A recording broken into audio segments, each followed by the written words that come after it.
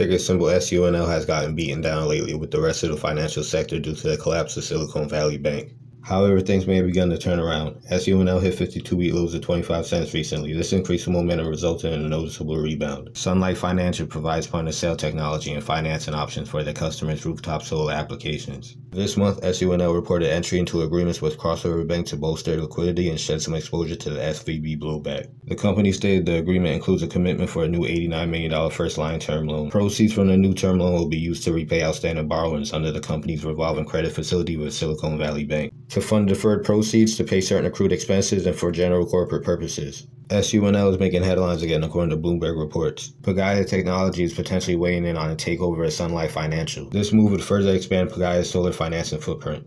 It's worth mentioning that Pagaya has been using AI to manage money for years, and the latest spike of interest among investors and traders could have played a role. Next stock is Play Studios Inc., ticker symbol NYPS. This company offers a free-to-play mobile and social game portfolio and a loyalty platform. NYPS has been on some traders' radar since announcing stronger earnings and beat on both EPS and sales. Play Studios reported $79.4 million in revenue for the fourth quarter and over $290 million for the year. In an earnings business update, CEO Andrew Pascal stated, "We have exciting plans for 2023. We remain committed to diversifying our collection of games, expanding our player network, and demonstrating the power of Play Awards. We are introduced to 2023 guidance that represents revenue and AEBITDA growth from 2022 levels, and a marked increase in overall profitability. The company expects full year 2023 revenue to be around $300 to $320 million, with full year AEBITDA to be $47.5 to $52.5 million.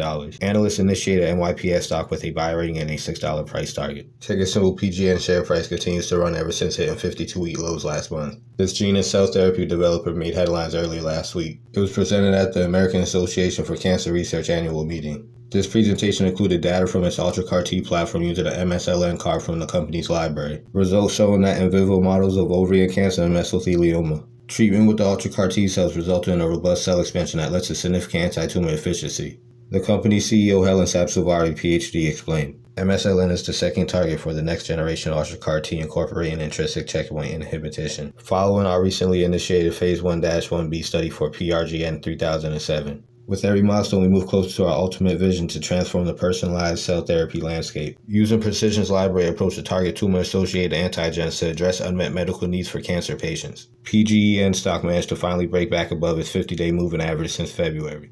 Ticker symbol ASTI has come under fire after mixed reactions from recent updates. For example, earlier this month after Virgin Orbit filed for bankruptcy and the company reported its latest earnings results, shares tested new 52-week lows. The Virgin Orbit event shocked the market, leaving more questions than answers. Meanwhile, ASTR's poor results shed more of a negative light on the company's performance during 2022. In a March business update, ASTR's founder, chairman, and CEO Chris Kemp explained, "Our team has been intensely focused on execution in addition to gaining significant traction in our space products business. We achieved critical milestones in the development of Launch System 2, including conducting the first full flight duration run of our first stage engine, and substantial progress toward completion of the Rocket 4 production line." Kemp also stated that the company anticipates a ramp up in production starting in Q2 2023. Some expect ASTR to start implementing initiatives since we're at the beginning of the time frame. A recent update involving a newly established U.S. space caught the attention of traders. The company was awarded a new launch order. This task order, valued at $11.45 million, is for a launch of an ESPA-class space vehicle and additional CubeSats.